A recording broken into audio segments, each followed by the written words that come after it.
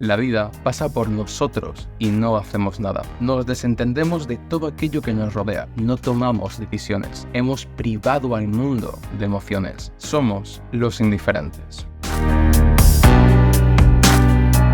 L'Indifferenti, Los Indiferentes en español, es una novela de Alberto Moravia, escritor y periodista romano, obra que ha sido llevada al cine en dos ocasiones, una en 1964 por Francesco Masselli y con Claudia Cardinale, y la otra en 2020 por Leonardo Guerra Serangoli. Una historia ambientada en la década de los 20 en Roma, una obra que, si bien representa la actitud políticamente pasiva de sus personajes, es tremendamente actual, pues las emociones de estos mismos personajes, o más bien la ausencia de estas, refleja perfectamente actitudes que son a día de hoy contemporáneas. Esa tendencia a desligarnos del resto de personas, sus emociones y sus experiencias vitales, olvidando las repercusiones de nuestros actos y más aún, su honestidad. Un pequeño paréntesis antes de continuar. Puede parecer que ha pasado mucho tiempo desde el anterior vídeo, el de Zero Calcare, y es que en realidad había un vídeo entre medias, entre este y el anterior, un vídeo acerca de BIOS. Vídeo que he tenido que eliminar temporalmente, puesto que he mencionado en dos ocasiones el nombre de un personaje político, el cual se encuentra ahora mismo en un proceso democrático. Evidentemente el nombre no voy a decirlo porque si no tendría otra vez el mismo problema. Un vídeo silenciado de forma automatizada y que nadie puede ver en recomendaciones. Tienes que entrar en mi canal directamente para poder verlo. Lo decidí eliminar para volver a subirlo una vez que este proceso termine. No sé cuándo exactamente, pero terminará y entonces lo podré subir. Aclarar que en ningún momento hago juicio de valor acerca del personaje o ni siquiera comento cómo está su país o nada acerca de él, sino que cito directamente algunas de sus opiniones de una obra literaria. Pero así han sido las cosas, así que por ahora queda en el frigorífico y más adelante lo volverá a subir. El autor de esta obra, Alberto Moravia, o cuyo nombre real es Alberto Pinkerle, nació un 28 de noviembre de 1907, en una familia bastante adinerada. Sus estudios se vieron truncados por una grave tuberculosis que lo tuvo en cama durante 5 años. Y eso marcó absolutamente su estilo artístico y sus inspiraciones artísticas. Y es que durante esos 5 años en el que no podía estudiar, se convirtió en un autodidacta, formándose a través de las lecturas y tomando sus principales inspiraciones en autores como Shakespeare, James Joyce o Molière. Dejado el sanatorio donde estuvo hospitalizado durante 2 de esos 5 años, empezó a escribir L'Indifferenti,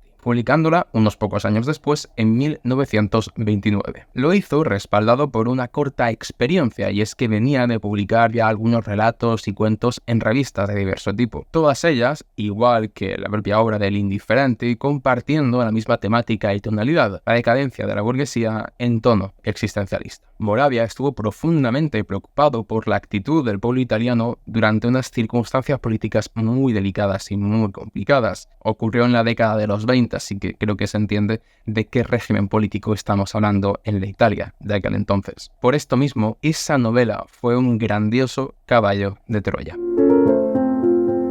Lo que muchos señalaron como una obra política y en contra del régimen, el astuto de Moravia logró defenderlo como sencillamente una novela de romance de una familia burguesa algo decadente y un poco alocada, pero sin pretensiones sociales o políticas. El paso del tiempo probó estas palabras como un disfraz, como una defensa temporal, y es que todas aquellas personas que en su momento sintieran esas mismas preocupaciones, pesadillas o quebraderos de cabeza que Moravia, sabrían leer el subtexto de esa novela y podrían así conectar con la crítica que el autor estaba haciendo a la Italia de la época. Hoy en día no cabe duda alguna.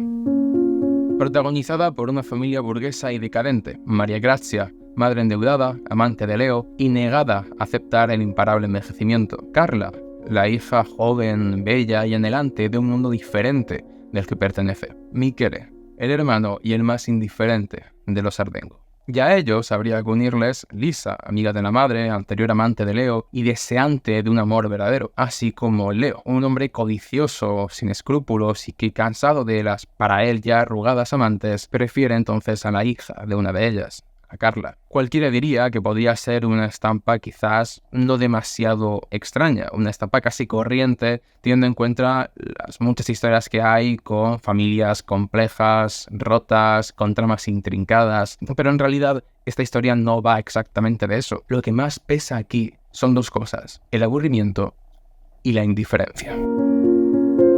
Ante la visión de una familia, que es la suya, rota en pequeños pedazos y negada a aceptar su miserable estado, no pueden probar más que aburrimiento e indiferencia. Estas son las emociones que se encarnan en ambos hermanos, aunque de diferente forma, pero de ello hablaremos más adelante. Un padre fallecido y una madre enviudada que trata de regresar atrás en el tiempo, viajar a un momento que, en tanto que anterior, ya es inalcanzable. Así es María Grazia. Fiestas cada noche que puede, grandes cenas y el incesante cortejo descarado y parco de elegancia a Leo, quien era su amante cuando ella era la más de las chicas. Pero las facturas pesan por cada fiesta, las facturas se multiplican y Leo rehuye astuto de ella, dejando caer pequeñas migajas para no perderla, pero decidido a abrazar otro cuerpo, precisamente el de su hija, Carla. Las figuras que son de autoridad en la familia están quebradas y ya no funcionan. El mundo que le prometieron a Carla y a Michele ya no existe. Solamente los estertores de una muerte que es inevitable. No pueden hacer nada. Es demasiado tarde y es demasiado difícil para ellos. No hay sentimientos. Se aburren de su propia decadencia.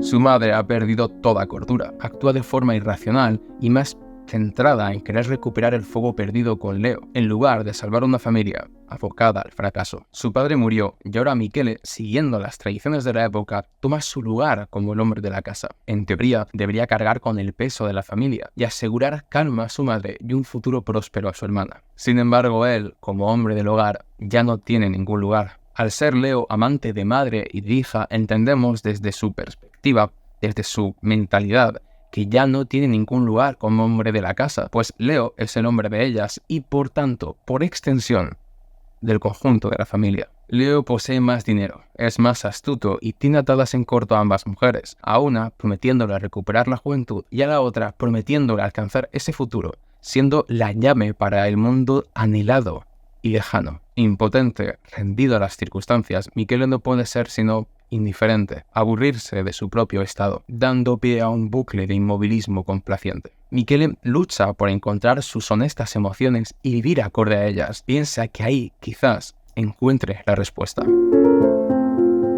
Te lo prometieron todo y ahora compruebas cómo en realidad no eres capaz de hacer nada. No controlas el mundo, ni el país, ni tu ciudad, ni siquiera en la calle en la que vives y en ocasiones tampoco tu propia casa. ¿Cómo es posible que aquellas personas destinadas a la grandeza y la gloria, a protagonizar un periodo de bonanza sin parangón, a cumplir todos sus sueños, se vean incapaces de mantener relaciones sociales sanas y estables, de ser constantes, de no cometer errores, de no sentir vergüenza, de tan siquiera sentirse satisfechos en aquello que hacen, o sencillamente no sentir una terrible indiferencia y aburrimiento hacia la propia vida? Si mis acciones no logran incidir en la realidad, ¿qué sentido tiene intentarlo? ¿Qué sentido tiene sentir? De igual forma que su madre, María Grazia, proyecta en su hija todas sus ganas de volver a rejuvenecer, a renacer, a recuperar todas las miradas en las fiestas, Carla teme convertirse en el esperpento de su sangre, en una sombra que se derrite y humilla. El mayor miedo de Carla es convertirse en su madre. Comparte la indiferencia de su hermano, acrecentada quizá por el hecho de ser mujer, ya que así tiene menos posibilidad de acción, y por la alargada sombra de su madre. A cada paso que da, a cada noche transcurrida, se siente cada vez más cerca de convertirse en aquella cosa. Rendida también a la indiferencia, al aburrimiento de quienes no pueden más que observar, Leo Merumechi se aprovecha, presentándose a sí mismo como salvador para solamente saciar su hambre. La cabeza de Carla va dando tumbos, huele las egoístas y carnales intenciones del benefactor familiar, pero frente al espejo solo se ve como una mujer rota, perdida en un plano gris, sin salida, sin posibilidad de victoria. No hay más escapatoria, solamente hay que aceptar la indiferencia. Solamente cortando el vínculo con las emociones, uno puede sobrellevar el vacío. Decides entonces que no hay nada más que hacer, que mientras el mundo cae a tu alrededor, que las cicatrices de la tierra se abren para tragarte, tú seguirás viviendo, pero por inercia. La vida pasará a través de ti para finalmente ya haber pasado y no volver más. Ya has tomado la decisión, se acabó. Y entonces derramas el café sobre la encimera, maldices, saludas a un viejo conocido, sonríes, ves un diminuto gato durmiendo bajo la sombra de un arbusto, te enterneces, pasa ante ti un ser bello y único que jamás volverás a ver, te enamoras. Un rescoldo de honestidad. Los sentimientos hasta entonces latentes parecen florecer aunque sea por un instante, y eso es suficiente para recoger el hilo y tirar y tirar hasta deshacer un jersey que nos encerraba, que ocultaba nuestras emociones, que nos enterraba Basta una casualidad, una graciosa coincidencia para que tengamos la oportunidad de encontrarnos a nosotros mismos otra vez.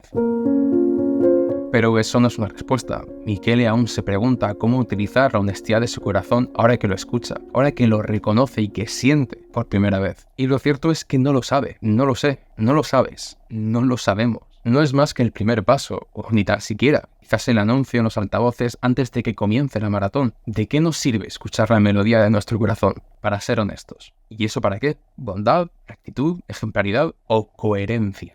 Un paso más cerca, y no de la sombra del esperpento, sino de nuestra verdadera forma. El mundo nos moldea, eso es cierto, pero porque los demás moldean al mundo. Nosotros moldeamos al mundo. Marcamos los límites, cuánto nos cambiarán y cuánto haremos por cambiar. Quizá, si sentimos honestamente, no seremos indiferentes, y entonces el vacío se llenará. Seremos, por primera vez, nosotros mismos.